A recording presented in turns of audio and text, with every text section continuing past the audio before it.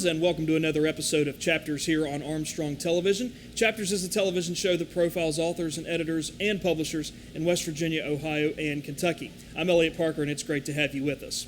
We are pleased to have West Virginia author Eric Fritzius with us today to talk to us about his book, A Consternation of Monsters. And Eric comes to us by the way of Lewisburg, West Virginia. He's affiliated with the West Virginia Writers Incorporated. He's a freelance writer, actor, teacher, editor, web designer, does podcasts, does voiceovers, as well as being a graphics guy. And he is really a jack of all trades when it comes to writing and acting and publishing and doing everything involved with writing. And we're here to talk about his debut collection of stories, A Consternation of Monsters. So, Eric, welcome to Chapters. It's nice to have you here. Thank you, Elliot, for having me.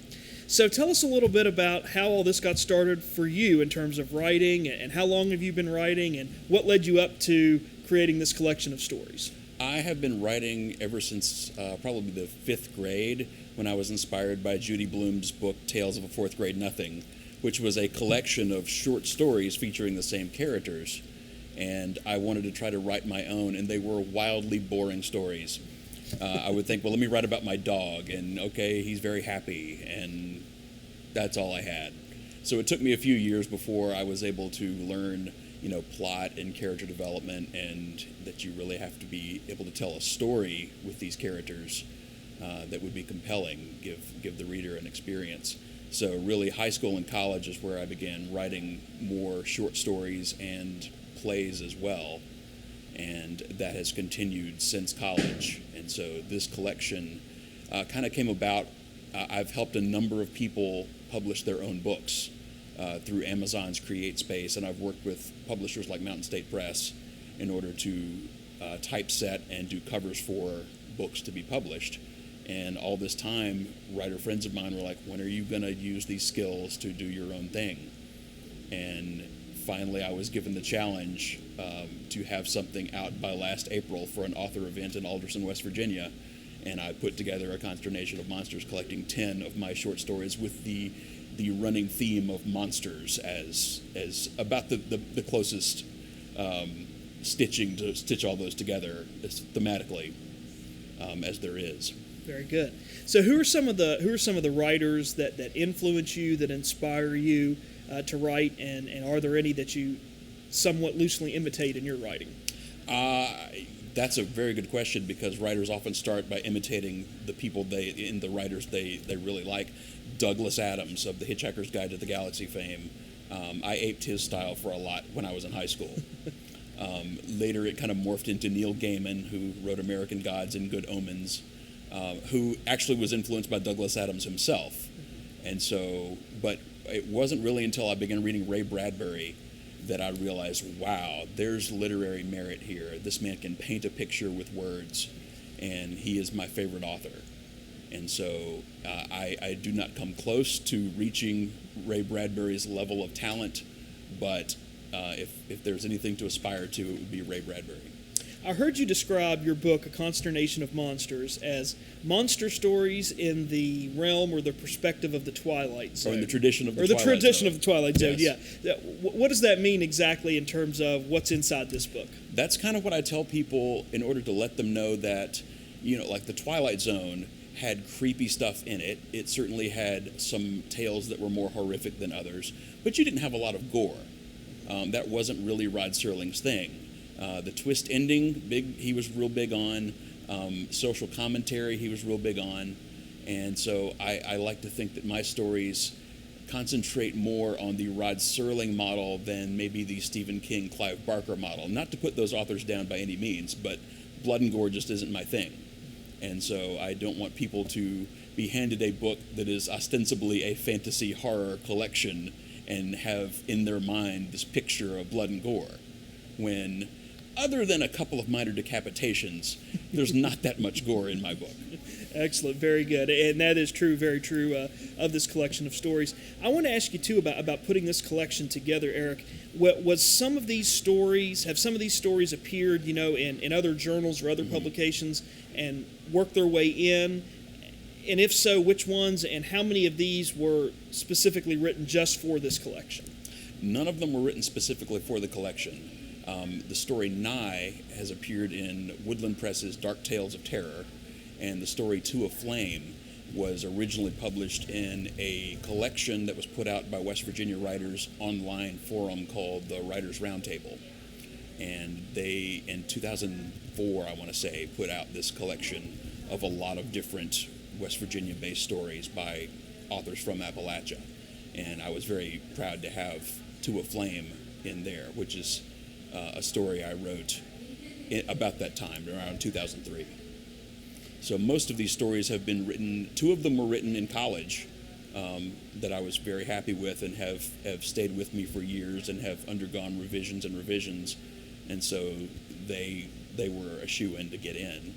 And in fact, they're back-to-back in the collection itself. I didn't realize that until today. I was like, oh, my college stories, back-to-back, right there. But a lot of these were written in writing workshops, primarily taught by West Virginia author Belinda Anderson. And she was instrumental in giving me a deadline. And I thank her for that in the dedication page of this book, for helping me not only guide my craft, but giving me the deadline to get things finished.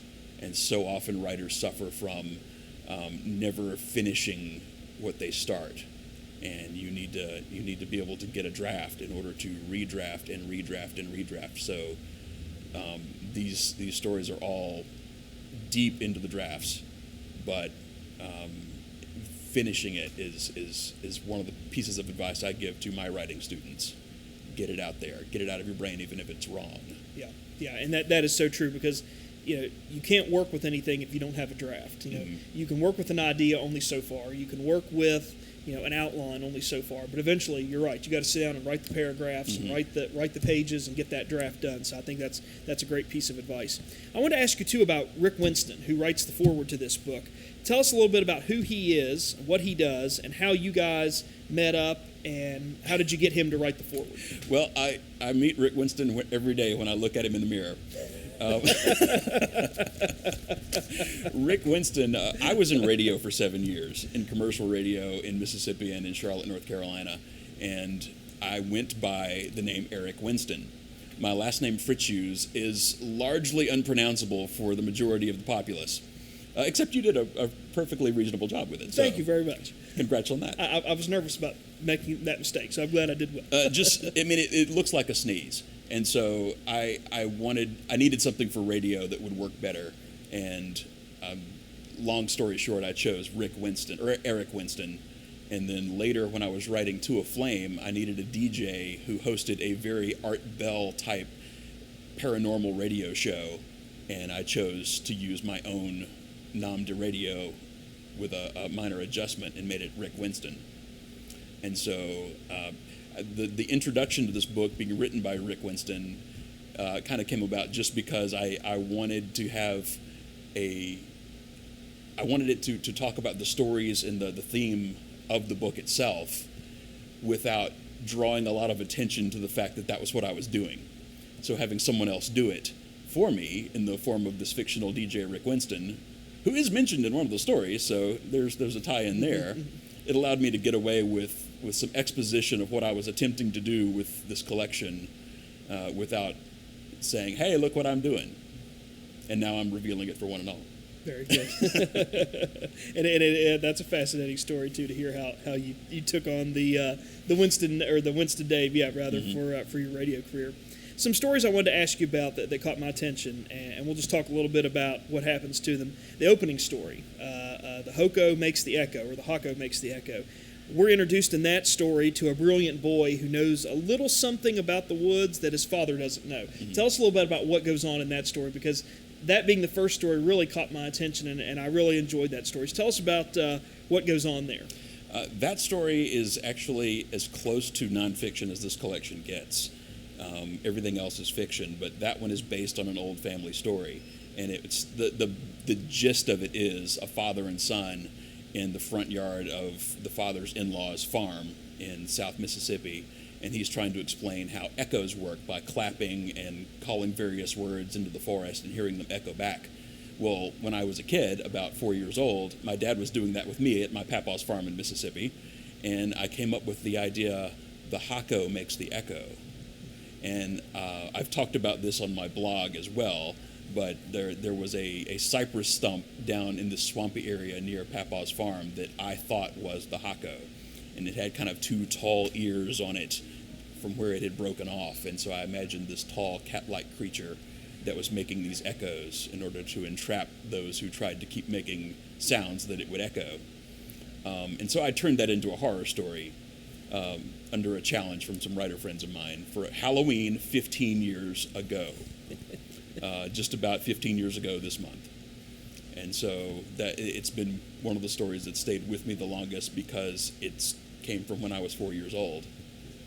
My dad is still living, unlike, spoiler alert, at the end of this story, but... Very good. That's interesting, because when I'm glad you said that about the nonfiction, because when I read it, I thought that this had some of the themes or underpinnings of nonfiction, to where you could easily go either way. It is fiction, but you could easily look at it and see that it was nonfiction. So that's interesting that it has a personal connection to you. Another story I really liked was Limited Edition, which I thought kind of reminded me of Antiques Roadshow in some ways, and that playing on that idea. So tell us a little bit about what goes on in Limited Edition as a story. Limited Edition is about a antiques appraiser named C. Phillips Hovland from Chicago, and he's very erudite. He knows his craft and doesn't see anybody else as on his level as far as appraising antiques, and he gets very jealous of the other appraisers at a very Antiques Roadshow like television setting. He gets very jealous when other people are getting better items to appraise than he is, and he has thought for many years now that his arch nemesis, a older lady named Miss Zeddy, was no longer on the tour because there were some bad things that happened between them back when he last knew her, and some supernatural elements came in there that he still can't wrap his brain around and doesn't like to think about. And suddenly on this tour she shows up again, and there's a very special item that they have to wind up appraising by the end of the story that is unique in all the world. And that's one thing that I find is so interesting as we talk about your stories. And you mentioned this a moment ago when we were talking about factoring in the Twilight Zone idea, is the fact that there's an element of human nature as well as kind of this supernatural involvement here, which takes us away from a lot of the hack and slash gore that you were talking about. But we see sometimes the best and worst of humans and their behavior and their elements through these stories. So what is your writing process like? When you get an idea to do a story, what is the drafting process like for you, the revision process like, and how long does it take you to get a story to the point where you feel like it's a publishable quality?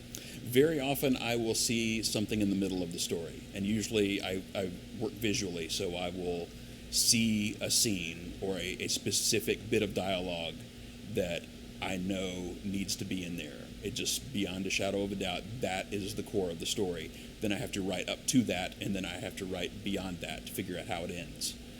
With Limited Edition, that story fell into my head almost complete because a friend of mine gave a writing challenge, and he said, you must have the following sentence in whatever piece it is you write, however long it will be. And the phrase he gave was, in all the world he knew there was no other fork like it. And instantly, the Antiques Roadshow, the appraiser, that whole story, what that fork is, fell into my head. Not every single detail, but the broad strokes of it. And then it was a matter of getting it on paper and refining it. And I was able to do that with a group of writer friends of mine, as well as in an ongoing writing workshop at the time for Belinda Anderson, and refine it from there. And it has gone through many drafts since. But one of the characters in it, Miss Zeddy, is someone that has been with me for a while since college. She shows up in a number of stories to vex and plague various people. Excellent, very good. And I know, Eric, something in addition to you being a writer, as we mentioned in your introduction, you do a lot of different things. I know you're involved with acting and theater, and you've done a lot of productions with the Greenbrier Valley Theater in Lewisburg. Doing that and being on so many different sides of the theater world, how does that impact or shape your writing life? And is there anything that kind of overlaps between those two mediums for you? I would say as an actor, oftentimes you only have what's on the page that you're given, and with some playwrights you're given a lot, and with some you're not given very much, or there are hints at larger lives for this character that you're about to play. And I tend to play, like in Hamlet, which is the current production I'm in, I'm playing 5 different characters. And so very often actors have to kind of flesh out their characters in their own mind, develop a backstory for them. Whether it's what the playwright intended or not, we may never know. But in order to portray that person as a living character, as true to life as possible, you often have to fill in the gaps. And so that really helps in the writing process if you're creating characters that you want the reader to feel are real and genuine. Even if they are fictional, you have to be able to flesh out them and their whole backstory and their lives. And it's sort of my philosophy with short story writing. I like to open a window on a pre-existing world that is going about its business, and we just get to see a little sliver of that, and for just the time that the short story is going on. Now, some of those characters may wander from story to story in the case of my book, but you get a glimpse of their world for a brief period of time, and hopefully it seems real, even if there are fantastical elements to it. I know you also host a podcast as well. Tell us a little bit about your podcast and where people can find that if they're interested in hearing some of your previously recorded shows. I have a couple of podcasts. I host one for West Virginia Writers Incorporated, the West Virginia Writers Podcast, and that can be found at wvwriters.org. And that one is where I interview authors, and I also have like recordings of readings that have gone on, often at the Greenbrier Valley Theater during the Literary Tea series that they do every year. We do poetry during April for National Poetry Month. But beyond that, since Consternation of Monsters has been published, I began the Consternation of Monsters podcast, which is just a mouthful, but that's what it's called. And it may transition into something else down the line, but these are audio adaptations of some of the stories in this book. And because of my radio background, I don't just do a straight-up audio adaptation like an audiobook. These tend to be with sound effects and music woven in as needed. Sometimes I rewrite the stories to take advantage of certain things that can be done in the podcast format in audio. So these are sometimes second takes of the stories in the book. Excellent. And I think that's a great thing to do, to be able to have that. And it's so interesting how with technology anybody can really host a podcast if you've got the equipment ready and make it available. And those can be found at mrherman.com. Yes, Yes. And why the name of that? I wanted to ask where that came from, mrherman.com. That's an even longer story, but mrherman.com has been my website since the mid-'90s. It was the very first website I ever created, and it has a mascot that is a mannequin head named Eddie Herman. And so that Mr. Herman has just been where I've my presence online. And so when I was publishing this, it's under Mr. Herman's publishing company is the publisher of this. Okay, very good. I know you did this through Amazon Create Space as well, too. You were talking about Belinda Anderson and writing groups a moment ago, and it seems that you find a lot of value in those, not just for the fact that it forces you to write on a deadline, but for the fact that you get some of that collegiality and support. Can you talk to us about the advantages of being in that kind of a group and sort of having that support system as a writer? Well, oftentimes when we write a manuscript or write a short story or a poem, it is very clear in our minds what we intended when we put it on the paper, and it is not often or not always as clear to a brand new reader as maybe it should be. And so having a group of 7 or 8 people who can read your work and have their own knowledge that they're bringing to the table and can help you find and refine what you've written is incredibly valuable. Writers groups, and there are a number of writers groups around the state that you can find listed on West Virginia Writers' website.